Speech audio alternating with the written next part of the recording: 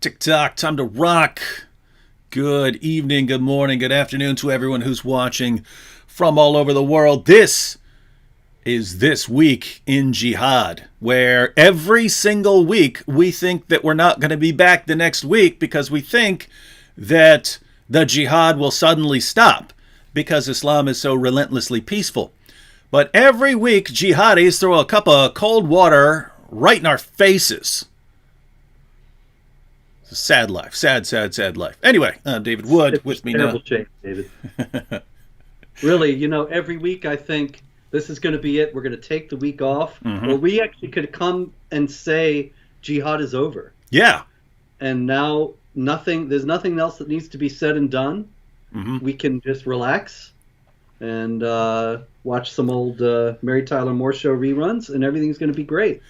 Yeah, it's like it reminds me like every time a mob, beats someone to death in Pakistan for supposedly, insulting the Quran or insulting Muhammad, and then it says and they arrested those people and the government's going to crack down. And I think, well, they got all the culprits, they got them all. So now it's over. And then it happens again, and I'm like, I'm so confused right now. These jihadis are confusing me. It's a very confusing religion. Everybody knows, every non-Muslim politician in the West knows for sure that Islam is a religion of peace and tolerance. Mm-hmm. And yet, so many Muslim clerics who've dedicated their lives to trying to understand this religion and perfectly and communicate it properly don't seem to grasp that. They really should just sit down with Hillary Clinton or John Kerry or Pope Francis and get the true Islam. Yeah, and it is weird how every politician, every journalist, every educator, every entertainer in the West is an expert on Islam and is thoroughly qualified to explain when something has absolutely nothing to do with Islam, namely, terrorism. They all know it. They know it inside and out. And so it's an interesting religion where the people who know the least about it are the most qualified to explain to everyone else what it teaches. And the people who know the most about it, like al-Baghdadi, the caliph of the Islamic State, who had a doctorate in Islamic studies, although I hasten to note that a Muslim professor recently remonstrated with me for passing on those reports that al-Baghdadi had a PhD in Islamic studies and assured me that he only had a PhD in Quran recitation. And of course, we all know that you can recite the Quran without having the slightest idea what it means and what it's all about. But in all seriousness, al-Baghdadi, many others have had degrees in various forms, various aspects of Islamic studies, and yet we're supposed to believe they don't know anything about the religion whatsoever. And we're supposed to believe that Muhammad and his companions knew absolutely nothing about Islam, because when we quote Muhammad saying, "I've been commanded to fight people until they say there's no God but Allah and I am his messenger," we think that Muhammad knows what he's talking about. And we think that Allah knows what he's talking about when he commands, fight those who do not believe in Allah. We think they know what they're talking about, not realizing that it's Western journalists and politicians who know better about Islam and what Islam truly is than Allah and Muhammad and the companions of Muhammad. So, of course. Yep. Quick thing, David. Yep. So shall we go to the news for this week? Yes. One quick comment here. Ashton Sharad says, "Hello, David. I want to say I'm a fan of both of you." That's wise. "I want to ask a question so I can share the gospel with my Muslim friends. What do? I don't want them to go to hell." So you want to share the gospel with your Muslim friends. I have a video titled something like "How to Share Unpleasant Facts with Pleasant Muslims." Check that out, and that would be a good start. So check out my video on that, and I'll give you basically my approach when I'm talking to someone. If I'm talking to someone one-on-one, it's not someone who's being aggressive, not being mean, not being hostile. So anyway, the point is, just because you see me on YouTube and I'm blasting away at Muhammad or something, don't think that that's how I am in every situation. So if you're talking about a Muslim friend and you really want to have some good discussions with your Muslim friend, I got some pointers for how to go about that. All right, now, this is, if you want to say that we're going to go into this week in Jihad, Robert, I'm guessing this show is pretty much over because I can't imagine you would have anything from the religion of peace. Yeah, unfortunately, I have about 25 tabs open. I'm not sure we'll be able to get to everything. Oh, my goodness. But it's been a very busy week, as it always is in Jihad. And this ranges from Jihad massacres in several countries to fake hate crimes to Islamophobia, conspiracy mongering, and Islamic anti-Semitism, and also to actual Islamophobia in a couple of places in Europe, where 2 teachers were fired this week for Islamophobia. Mm-hmm. And it's interesting to note good riddance to them. Yes, of course. The denizens of the guardians, I should say, of multiculturalism, peace, and tolerance would say that these people were bigoted, racist, hate mongers, and they got everything they deserved. But it's noteworthy that probably the very same people who were cheering the firing of these 2 teachers, one in France and one in Switzerland, would be hailing the same teachers as heroes if they had been equally critical of Christianity. Mm-hmm. It's not really that they believe in not insulting or criticizing someone else's religion. It's that they especially don't like criticism of Islam in particular, which for some reason has become, well, actually for some very good reasons and important reasons, that has become the secular left's favorite religion. And I think they both share a bent toward authoritarianism, a distaste for freedom of expression and so on, and that leads to their kinship. But in any case, there's no doubt, when you look at some of the famous atheists in the world, Richard Dawkins, Sam Harris, and so on, when they criticize Christianity, they're heroes. But when any of them have ventured into criticizing Islam, it suddenly becomes quite a different story, as you well know. Yeah, it is interesting because, on social media included, you can blast away at Christianity all you want. You're safe. You can blast away at atheism all you want. You're totally safe. As soon as you start saying, I have a problem with Muhammad saying that you can beat your wives into submission, or that you could take women as sex captives, or that, Islam has to violently subjugate the rest of the world, or that apostates have to be killed. And you say, hey, I have a problem with apostates being killed. Suddenly, by objecting to that command of Muhammad, you're a racist and a bigot and a hate monger, and you're the one who has to be silenced. And it's just so interesting that these, Western journalists don't want anyone to object to killing apostates. I mean, keep in mind, this is a problem. People keep dying over these commands. And a lot of people in Muslim countries aren't free to stand against those commands that are getting them killed. That means if there's any criticism, if anyone's going to criticize these teachings, it kind of has to come from outside, from people like us. But as soon as we do it, we're confronted with an impenetrable wall of politicians and journalists and educators and entertainers all saying, no, you can't say that. You can't. And so what they really mean is no one in the entire world is allowed to speak against this. If you speak against it in a Muslim country, you'll be killed. You'll be beaten to death or beheaded or something. And if you speak against it in a Western society where you'd think, of all places, people would want you to speak about this, you have to be shut down, you have to be silenced, you have to be fired, you have to be all kinds of things. And really, really weird situation. All right, well, what do we have as far as what do we have this week in Jihad? Where do you want to start? Shall we go to Zahra Baloo? Oh, you want to say? I got a video clip of her.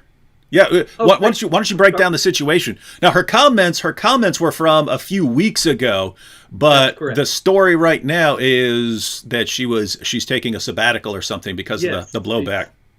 She's under Zionist attack, as she herself puts it, and so she's taking a break.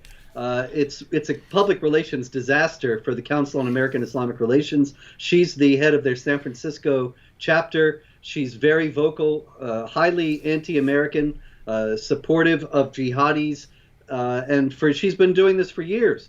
So she made more or less a routine speech for her, as you noted a few weeks ago, at the American Muslims for Palestine, which is a Hamas-linked group in the United States that was having its conference, and she said that there's this terrible Zionist effort to foster Islamophobia and to make people hate Islam and Muslims to further their nefarious Zionist aims.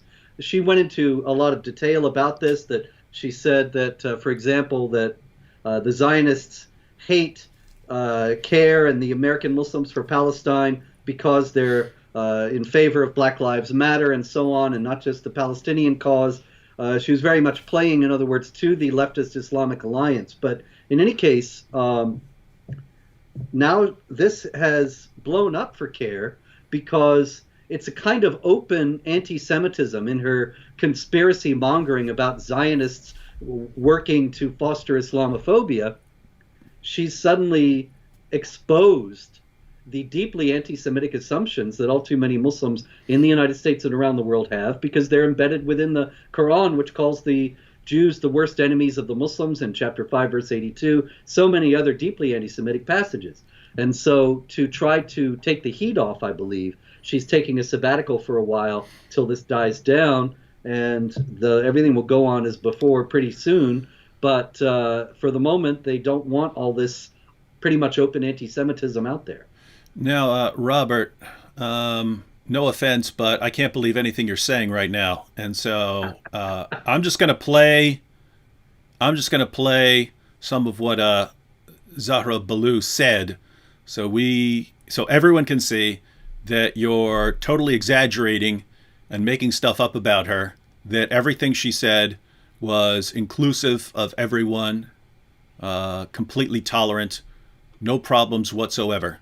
So let's go ahead and watch a couple clips. This is about 2 minutes of clips from Zahra Balloo to completely refute and destroy what Robert just said. Here we go. I want to underscore first and foremost that as Muslims, Islamophobia is not something we've been dealing with for 10 years or 20 years.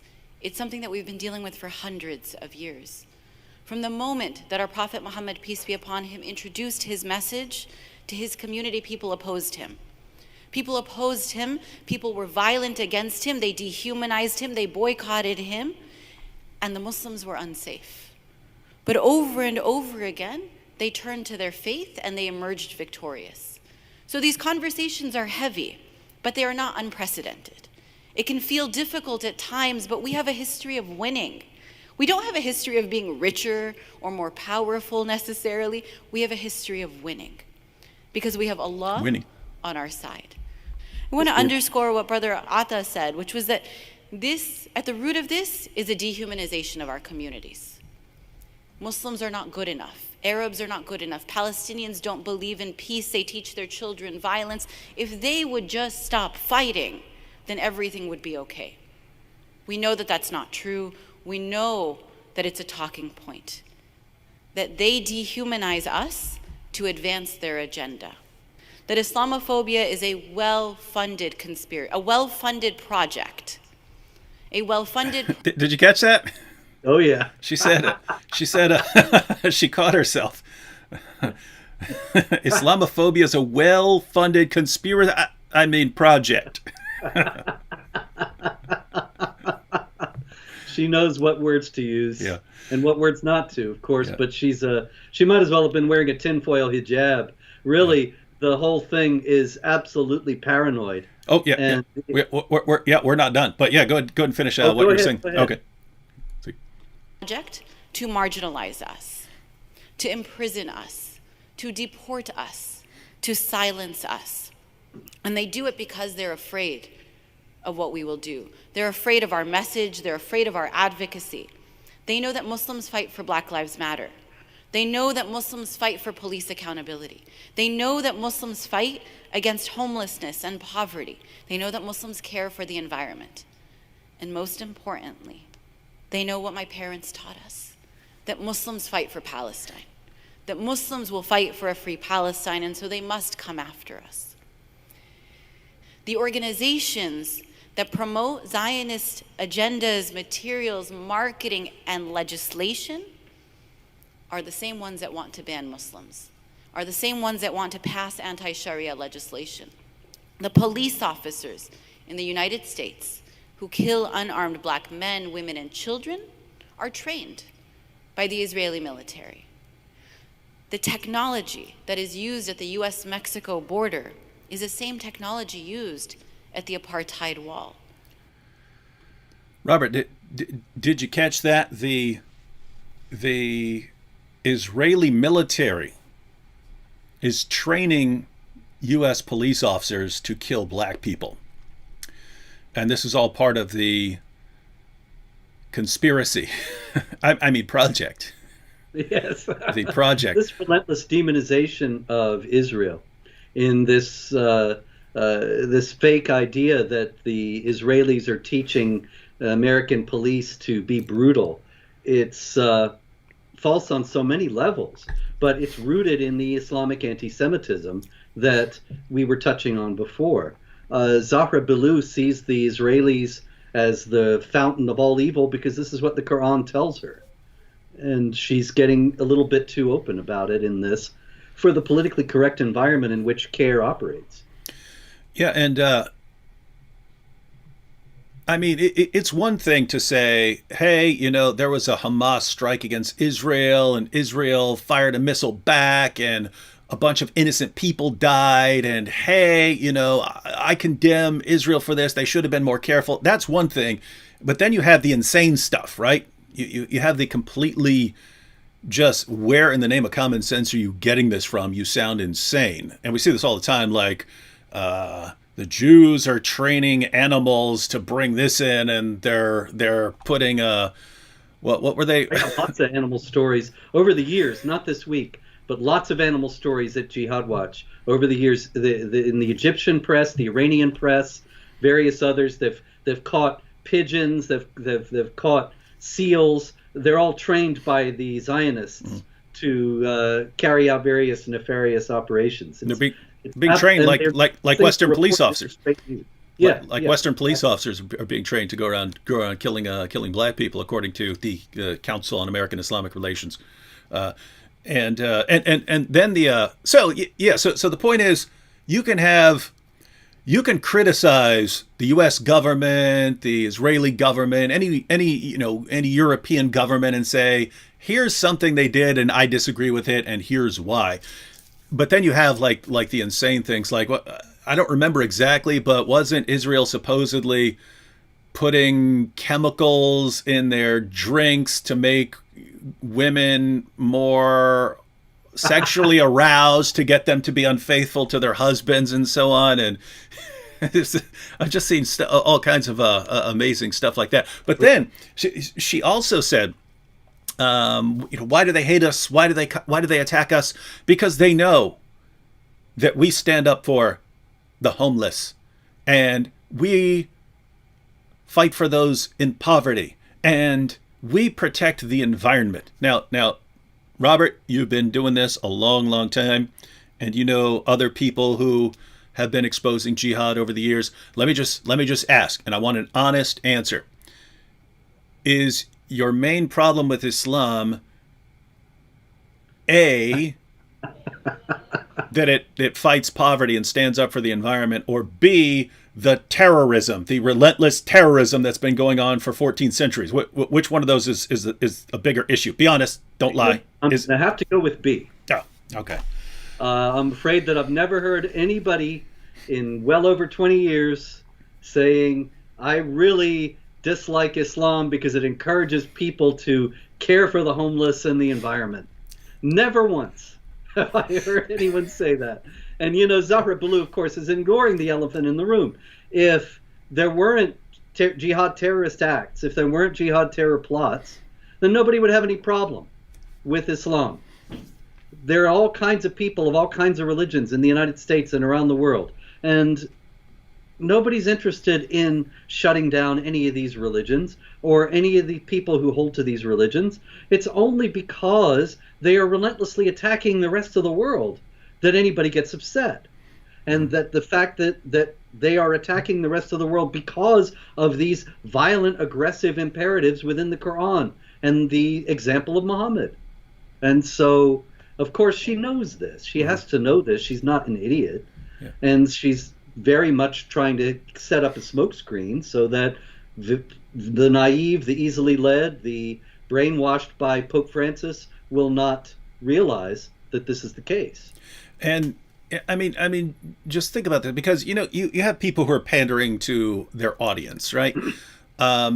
And so, I mean, think she's sitting there in front of a Muslim audience, and the reason they hate us is because we fight poverty, we help the homeless, we stand up for the environment. That's why they have to come again. I mean, that's so insane. I mean, I'm trying to think, like, so I mean, I can imagine being at a Christian conference. And I'm just thinking, if some Christian speaker stood up there and he said, you know what? There are lots of atheists nowadays who complain about Christianity. And I was like, yeah, that is true. Huh? He goes, I'm going to tell you why that is. It's because Christians have homeless shelters. And I'd be like, what? That's not what, I mean, yeah, they complain about Christianity. That's not it. That's not the reason. That's ridiculous, right? It is a ridiculous thing to say. And yet that's what passes for an awesome presentation well, it's noteworthy that she's taking a sabbatical, because it shows that the awesome presentation didn't go over very well with a lot of people that were allied with CAIR, and a lot of the leftist Jewish groups that have been fighting so-called Islamophobia. Even the ADL, the Anti-Defamation League, was upset with her about this because she's blaming everything on the Zionists, when ordinarily they would have been completely in her camp. And so it'll be interesting to see how long she's gone, if she comes back. Oh, she'll be back. She'll be back. That's not enough. That's not enough to get rid of you from CAIR. Oh, I'll just add one last thing, and then we can jump on to another topic. Just last week, we were talking about Ilhan Omar's Islamophobia bill. And one of the criticisms that was raised by a congressman who opposed the bill was, what's she doing? She's allied with CAIR, the Council on American Islamic Relations, and there are all kinds of problems that you could point to with the Council on American Islamic Relations. And he was blasted for bringing that up.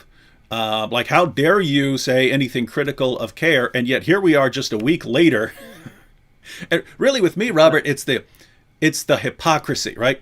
I mean, sure. On the one hand, you had... That's why she took the sabbatical now. Yeah. Because CAIR is thinking, well, we can't make Ilhan Omar look bad by having Zahra Balloo out there with her tinfoil hijab on. And it's the entire time she's complaining about people dehumanizing Muslims. Guys, what I do, I'm not doing it to dehumanize Muslims. I'm doing it to help Muslims. It's your religion that is dehumanizing people. I'm against that because it dehumanizes people, even you, right? I'm here to... Dave, I couldn't agree more, but it's a very important point to note that this dehumanizing language, that's a prelude to shutting us down. Yeah. I think I told you before that the Global Internet Forum on Counterterrorism has classified me as a violent extremist. This is the counterterror arm of Microsoft, YouTube, Twitter, etc. And they, when my lawyer wrote to them, they wrote back and said, but he's always dehumanizing Muslims by reporting on the crimes of jihadis. Yeah. And so this dehumanizing business is really, what it amounts to is dehumanizing. The definition of it is criticizing somebody we don't want criticized. But it means that we're ticketed for being silenced. Yeah, and that's what I mean by the hypocrisy. Because if you look at what she's doing, the entire time she's speaking, she's dehumanizing the groups that she's opposing. They're all conspiring to go around and go on killing sprees and murder everyone, and they're training people to go out and kill black people, and it's just because we want to feed the homeless, and they don't want us to feed the homeless because they hate the homeless so much. It's like she's demonizing and dehumanizing the people she disagrees with in every possible way, making them sound like the most evil people imaginable by all kinds of false accusations.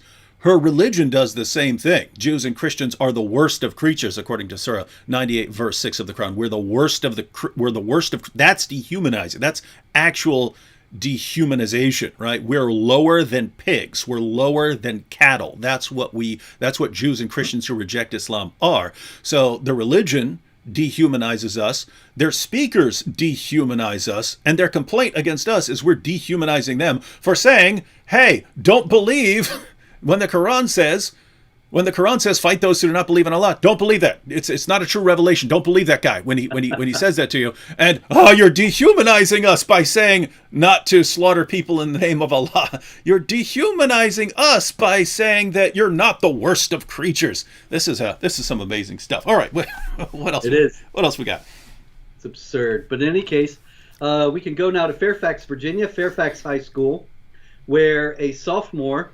And because she is a minor, I guess it's best that I not mention her name, but her name was all over the papers when she accused two students at Fairfax High School of ripping off her hijab in the midst of an Islamophobic attack against her. I got what we can call her, Hijabi Smollett. That's good. That's good, because that's exactly what she is. As it turned out, the Fairfax police investigated the incident, and they found no evidence of a hate crime.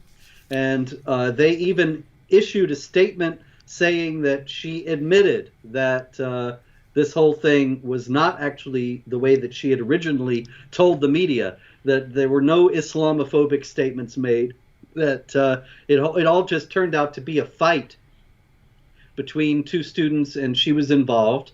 And apparently she was trying to cover up for her role in the fight by claiming that it was a gratuitous Islamophobic hate attack. But it's just indicative of how much our society is avid to find this kind of thing because of this caricature of these redneck Islamophobic racist louts roaming the streets, brutalizing innocent Muslims. And these things become huge media events and are broadcast everywhere. And then more often than not, they turn out to be fake. And it's really because, hate crime nowadays, victimhood is high status thing. If you're a victim, you get all sorts of perks and all sorts of special consideration.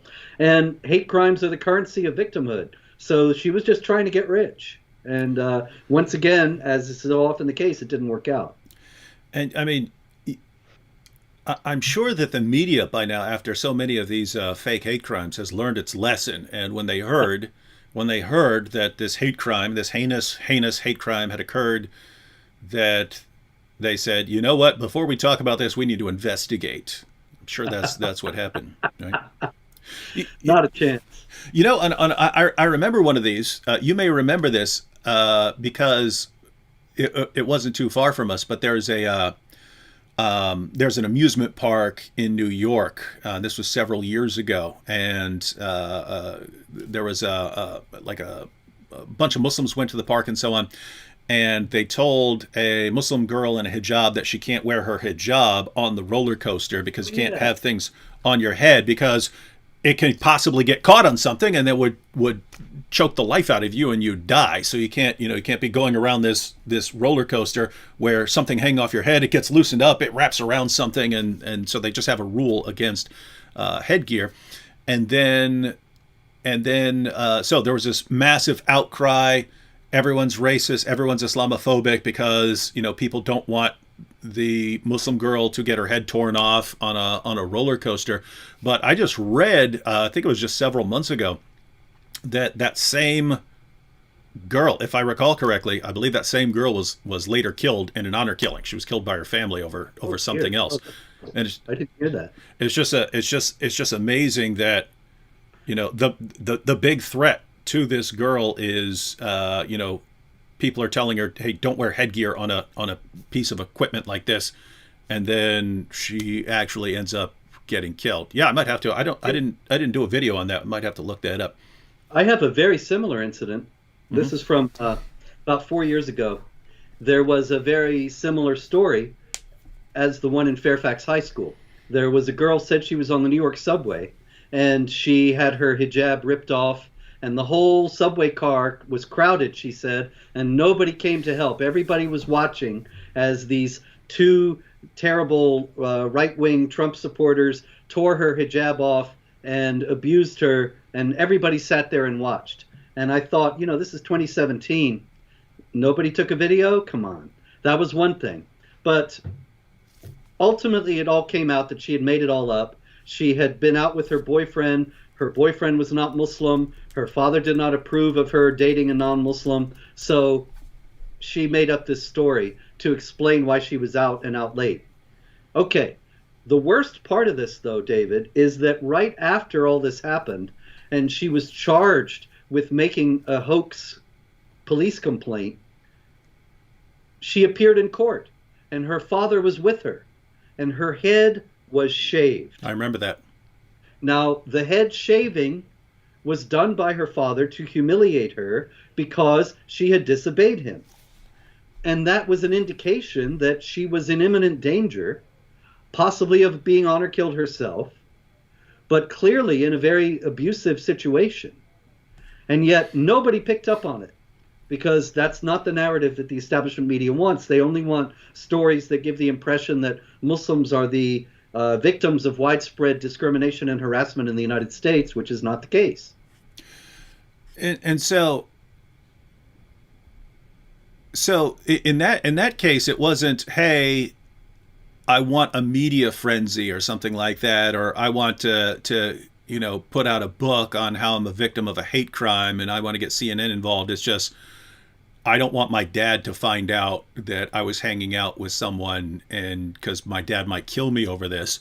And so she stepped into the media firestorm probably without realizing. Yeah, and gosh, that's a situation where you got to say, okay, I mean, I don't blame you. I don't blame you. You're trying to avoid getting killed by your dad, and so you come up with this story. Just, gosh, needed a better story, I guess.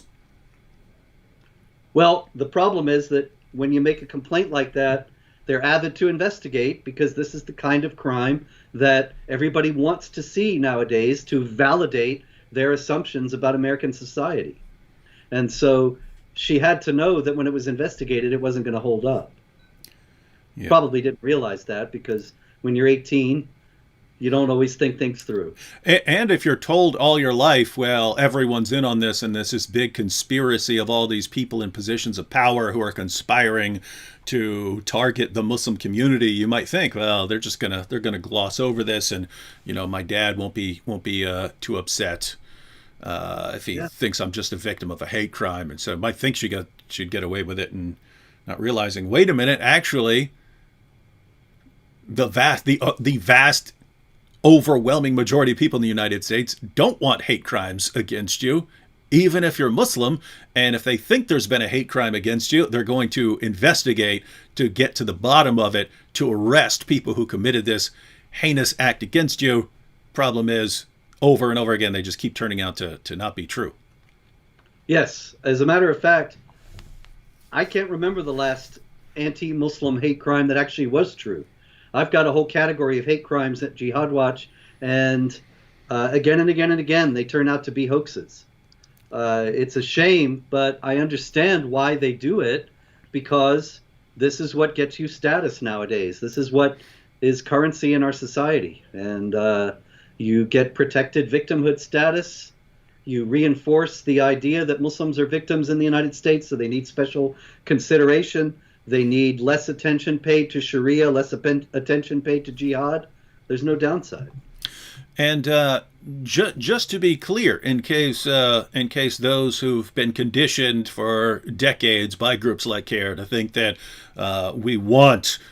people want hate crimes against Muslims. Robert, you've been railing against jihad for a long time. Are you in favor of people walking up to Muslim girls and tearing off their hijabs and things like that? Or would you condemn that sort of thing? David, I am not in favor of that kind of thing, and I condemn it unequivocally. The idea that criticizing jihad violence and Sharia oppression of women means that you want anybody to be brutalized is kind of absurd. The whole reason for opposing jihad violence and Sharia oppression is because you don't want people to be brutalized. And so there's absolutely no justification for that kind of behavior. And anybody who claims that I or anybody in this field is in favor of such a thing is not telling the truth. Yeah. So, guys, I don't know how we can make this any clearer. One of the main reasons we have problems and objections to Islam. There are all kinds of reasons, but the oppression of non-Muslims, the oppression of women, the oppression of even the non-dominant Islamic sect, the violence against them, basically people doing things that they have no right to do to other people. That's the problem. Well, guess what? We're not in favor of doing that to Muslims either. Did you catch what Robert said? That would defeat everything we're saying. If people said, "Hey, we want a society where Muslims are second-class citizens and people can walk around and abuse them," like the reverse in Pakistan, where you have Muslims and they can go around abusing Christians and Hindus and so on. We want a society like that in reverse. No one wants. We don't want that. And yet, if you ask groups like CAIR and so on, if you ask Zahra Balloo, what do we want? That's what we want. She even said they want to arrest us, they want to deport us, they want to do all of these things.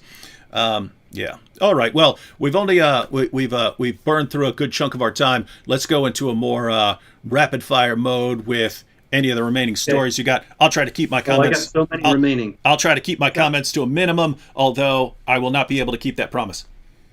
Okay, no problem. There's an awful lot this week. Unfortunately, I think that it would let up in the run-up to Christmas, but that's not the case. We have out of Nigeria, Islamic State, West Africa province, on Sunday, December 19th, murdered 12 Christians in an attack in Borno State. These people were on their way out of church after attending worship services.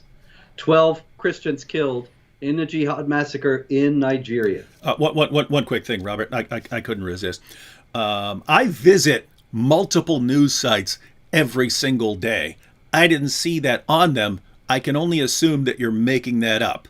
That's one. But two, hypothetically, if something did happen like that and it was reversed, I remember when there was an attack on a mosque in New Zealand. I remember it was international news for months.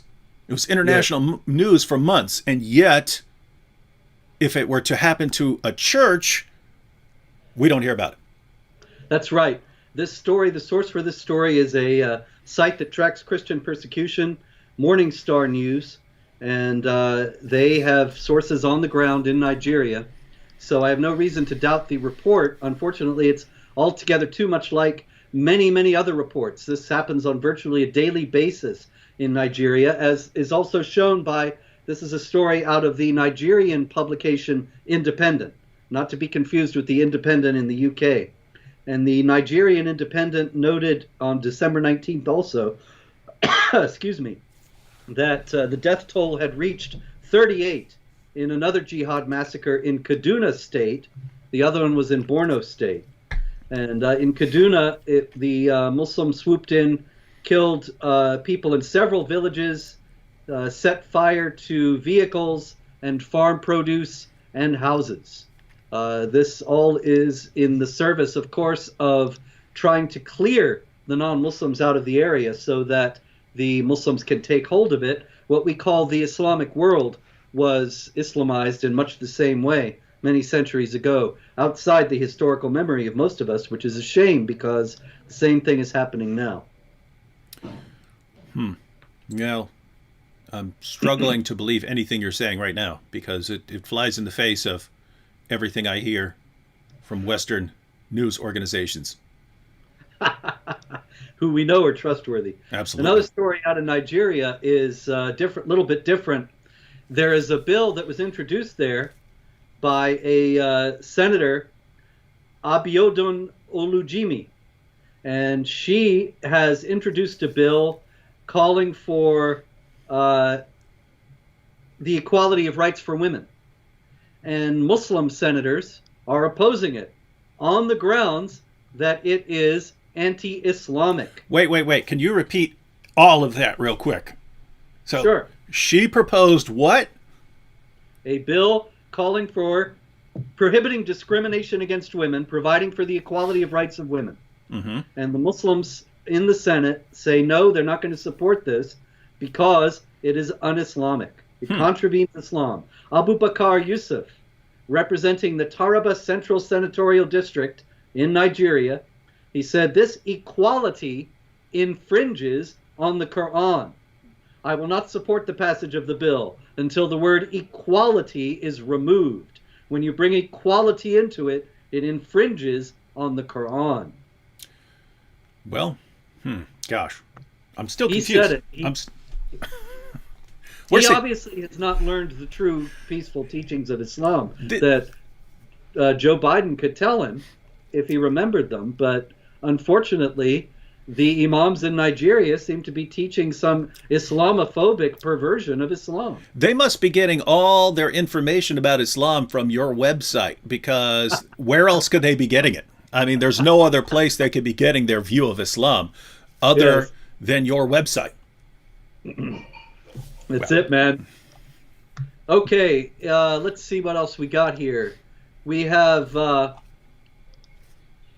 also another story out of Nigeria, and this is about Muhammad Mubarak Bala, who is a Muslim who left Islam, was a Muslim.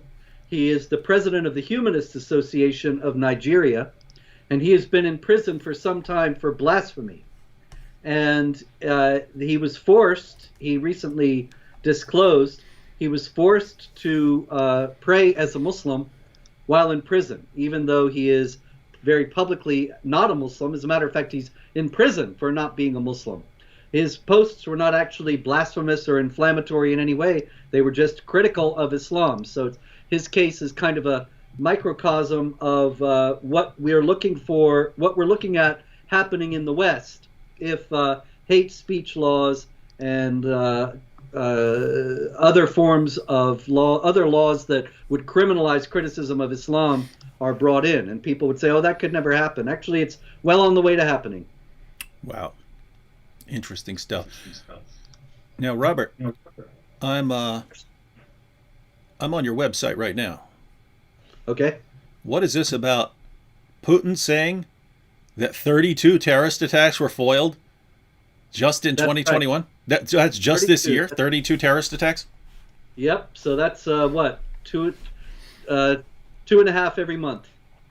And that's in all over Russia, but almost certainly we're talking about jihad terrorism in the first place. He did not specify, but that's really the only terrorism that Russia has to deal with. The Chechens, the Dagestanis, the Muslims in the Caucasus that's been a hotbed of jihad activity for years. The Tsarnaev brothers who carried out the Boston Marathon attack are from that area. And so it's very clearly still a jihadi hotspot, obviously. And that makes me think that Russia's kind of on the ball with these terrorist attacks. If they're stopping all these terrorist attacks, and then we don't hear about a lot of terrorist attacks, it's kind of like the U.S. I mean, I think of the government as idiotic and incompetent when it comes to jihad, and yet I remember in New York, because I lived in the Bronx, I counted like 12 foiled terrorist attacks in a row. There were like 12 in a row that they stopped before they actually happened. I think that, the counterterrorism people are actually more on the ball than a bunch of the idiot spokesmen for our government. They have to be quiet about it and send the idiot spokesman out to say the politically correct things. But clearly they've been more attuned to it than perhaps they've let on. Related to this is a story out of France, and that is that a mosque that was found to be preaching hatred, violence, and jihad has been closed for 6 months. That's kind of racist.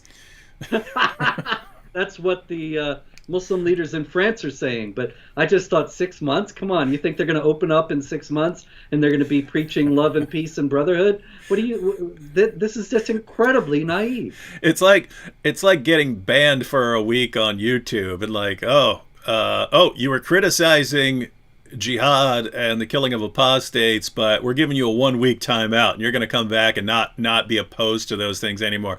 Oh, what? Your mosque is preaching, you're calling for the violent subjugation of the entire world and killing apostates and all these things. We're going to shut you down for 6 months. Like, you're not going to, you can't meet anyway. And we know your hearts will melt during that time, and you'll learn your lesson, and you'll come back. You'll come back way more peaceful. Just imagine how embarrassed the French authorities will be when they find out that hatred, violence, and jihad is standard Quranic teaching, and it's not just this one mosque; it's all over the place.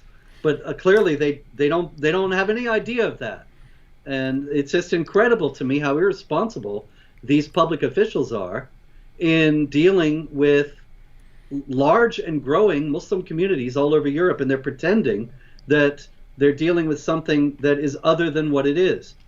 And an example of what happens there, sorry, I don't mean to keep interrupting you, but I was just going to go to Sweden, where a Muslim migrant was recently arrested, and when he was arrested, he's caught on video screaming, "I am ISIS!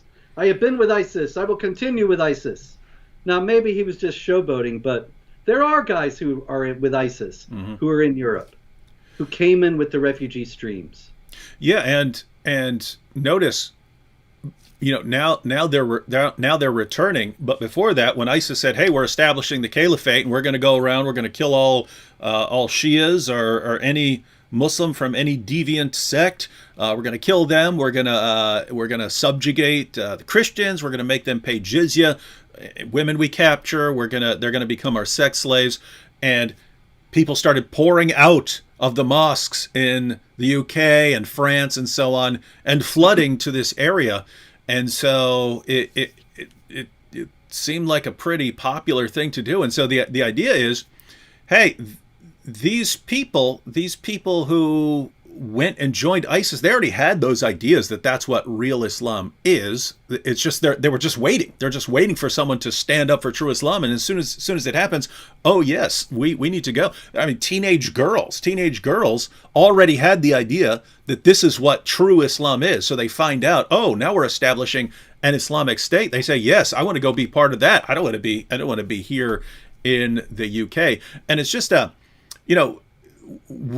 we get attacked for bringing this up, that you have problems in these communities, when, hey, I've known tons of peaceful Muslims over the years. I've had Muslim friends that I know were not trying to deceive me. They were not trying to hurt me. I've known their families. Their families weren't trying to hurt me. Their families were genuinely peaceful people. But that is saying, oh, but you have, plenty of Muslims who are peaceful in these communities. That's not the problem. It's if wherever a group goes, there is this significant minority who want to go around killing and slaughtering unbelievers and subjugating the entire world. You say, oh, but it's a minority. Yeah, what are you guys what is the Muslim community? What is CAIR going to do about these people in your community? And so you have this significant minority who want to go around killing. You have a bigger minority who, even if they aren't going to go out and slaughter people in a terrorist attack, they still approve of the attacks. And then you have large numbers who approve of things like killing apostates and things like that. And you go to a place like Egypt, and then you get to like, what was it, 85, 90 some percent of people approve of killing apostates. And so you have tons and tons of people. And so I can sit here and say, hey, look at the problems that are going on in these communities. And you say, aha, but the terrorists are a minority. Right, but it goes wherever Islam goes. You have this minority who wants to kill people. And we ask you what you are going to do about it, what your organization, what your Muslim organization, what your mosque is going to do about these people who want to blow us up at random. And you say, nothing we can really do about it, because they're just weird people with weird ideas. And okay, well, if you can't deal with them, then Robert and I will try dealing with them, but we're not allowed to deal with them. So once again, we're stuck with a problem. Everyone has to shut up in the face of jihad. Yeah. I've had so many of those guys tell me, oh, you don't understand Islam. Islam is truly peaceful, and so on and so on. And I say, why don't you go and try to explain this to Al-Qaeda or ISIS? Oh, they're fanatics. They're crazy. You can't talk to them. Okay, so then nothing can be done about this, apparently. Nothing. And it's interesting to me how many Islamic apologists in the West All they want to do is convince non-Muslims that Islam is peaceful. But they're not doing anything within the Islamic communities to try to deal with this problem. Meanwhile, in Austria, David, we have a morals police force. And usually they are Chechens who have been forming this police force of guardians of morals in Vienna. And they have been beating people. They have been beating women and children for violating Islamic law in Vienna, Austria. Well, I mean, if you really want to know what would help the world, it would be followers of a prophet who had sex with a prepubescent little girl, imposing those moral values on other people. Yeah, well, there's the problem. And of course, the difficulty is that Islam is an empire of fear. It's not real virtue. You know, in Christianity, the idea is you resist sin because you love God. You understand that this is not really what is good or right for you. It will be better for you if you don't do it, and so on and so on. In Islam, it's just because there are these draconian punishments that you don't sin. It's because you're too afraid to sin that you don't sin. And this is what this morals police force in Vienna is kind of symbolizing, that they don't go to you and try to convince you that it's better to be virtuous. They just beat you up. And then you think, well, I better be virtuous, so these guys are going to come beat me again. Yeah, and really, I mean, from an ethical perspective, from the perspective of ethics, you're not making people more moral by, beating them for doing the wrong thing. You're kind of taking away their ability to do the right thing for the right reason. In other words, imagine I'm walking down the street and I see a purse filled with money and jewelry on the ground. Some woman dropped her purse filled with money and jewelry. When I'm in that situation, I actually have an opportunity to do the right thing for the right reason. I can return it, or I can say, you know what, I'm kind of hard up for cash, so I'm going to go ahead and keep it. But I have a choice right there to do the right thing or the wrong thing. If I'm walking down the street and I see a purse filled with money and jewelry, and I look down and all of a sudden I look up and there's a guy with a club standing over me, well, now I don't have a choice, right? I have to hand that over. There's no option, right? I can hand it over. I haven't done anything right. I haven't done anything good. I have preserved myself from getting bashed with a club. It was completely self-serving. And notice, if your entire moral world is governed by, not being beheaded or not being lashed or not being, beaten or not being beaten up by your husband and things like that, if your entire moral world is just a system of fear, you never actually develop morally. You don't become the sort of person who can resist temptation. And I don't think it's a coincidence, Robert, that you have immigrants coming from, the Middle East or from Pakistan, where there are all these punishments, and they get to the UK and all of a sudden, they form rape gangs and stuff like that, because hey, if I can take it, I'll do it. I don't get beaten and tortured here for doing this. I can get away with it here, and they have no inner moral strength. They're uncovered women, and the Quran says in chapter 33, verse 59, that the women should cover themselves so that they are not molested, which has the subtext of then the women who aren't covered can be molested.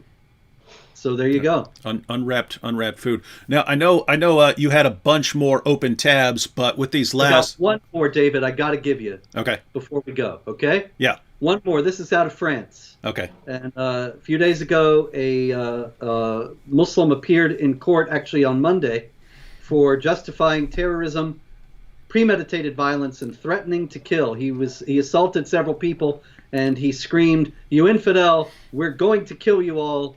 Allahu Akbar." And so this, unfortunately, is all too common, increasingly common feature of life in France.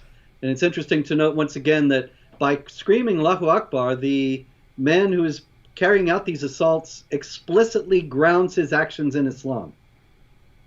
And it is as if he is saying, I am being brutal and violent to you because I am a Muslim, because this is the command of Allah for me. Very, very strange interpretation. That's another guy who must have been getting all his information from your website, because there's nowhere in the Muslim sources which call for, violent jihad. You couldn't come to this conclusion unless you're just insane, some sort of insane bigot. He was probably helping the homeless. Yeah, we do have a couple of minutes left. I was wondering if you could just touch on the issue of social media issues going on, because I'm seeing something about Facebook here on the front page of your website, and the title is Facebook allowed photos of beheadings from ISIS and the Taliban to be tagged as insightful and engaging. Yes, that's insightful with an SIGHT, not inciting violence. This just indicates that Facebook is a terrible double standard in its policing of whatever it called. What does it call it? Inappropriate content. In any case, there have been many, many people who have dissented, who oppose jihad violence, who have been banned from Facebook. My site on Facebook is heavily shadow banned. You can barely find it. If you find it, there's hardly anybody there. This is I gave up on Facebook. I just left. I deleted my account. Yeah. Well, I can understand that, except my tech guy won't let me delete it altogether. Yeah. Well, I'm not telling anyone else to do it. I'm just saying I got to the point where it is pointless for me to be on here because they just kept in. Yeah. And in fact, I'll tell you, the kind of straw that broke the camel's back, because I would get messaged a death threat. I'm going to kill you, David. And I would say, hey, look at this. Look at what someone just sent me. And Facebook would ban me for 3 days or a week for posting that a guy threatened to kill me. Now, they obviously wouldn't do that. If someone threatened a Muslim and the Muslim said, hey, look, this guy's threatening me, they're not going to ban that. But if I say, hey, this guy threatened to kill me, I would get banned for hate speech. It's hate speech for me to post that someone else called for my death. But the one that happened over and over and over again, I put up with it for a while. But the one that really, the straw that broke the camel's back, I posted a picture. It's a pretty famous picture. I'm sure many people have seen it before, of a Nazi rally. They gathered workers at, I think, a shipyard or something like that, and they made all the workers do the Nazi salute, and they take a picture. And there's one guy sitting in the middle with his arms crossed, and he's just looking like really annoyed, like what is this nonsense, right? So I posted a picture of that guy with a circle around him and an arrow pointing to him saying, be this guy. In other words, be a guy who look, if you want to kill me, but I'm not hailing this guy, right? Facebook banned that for hate speech, right? I'm like, wow. But notice how perfect it is, right? I'm saying, be the sort of person who would not back down, even if you're surrounded, by a group that would put you to death. Don't back down. Facebook says, we can't allow that on our platform. We can't allow you to say something like that. You can post pictures of beheadings. They're insightful. Jihadi sites have had no problem. That's what the story's about. Mm-hmm. Jihadi sites do not get flagged on Facebook. All right. Any final words before we sign off for the week? Never to be heard from again? Yeah, I think this is it, David. That's the end of Jihad. They're going to hang it up at the end of this year, and so we're done. Yep, we are done talking about Jihad, because really that force of peace within Islam has to be kicking in right about now. It's a religion of peace, and in 14 centuries of jihad against the entire world, obviously the jihad movement has to be out of steam, and we're going to get the peace is going to kick in. We're going to get the greater jihad now. We can talk next week about how Zahra Balloo devoted herself to prayer and good works all week, and that was her jihad. That was her jihad. Staying fit. That's her jihad. All right. So everyone who's watching, all you Muslims who are watching, you flip out when we talk about your prophet and say we must hate you because we criticize your prophet and we criticize your book. Guys, that's part of your religion, to hate people because of, you have different views. That's part of your religion, right? When it says fight those who do not believe, then you think that any time someone says, well, they don't agree with you on something, that's a call to fight.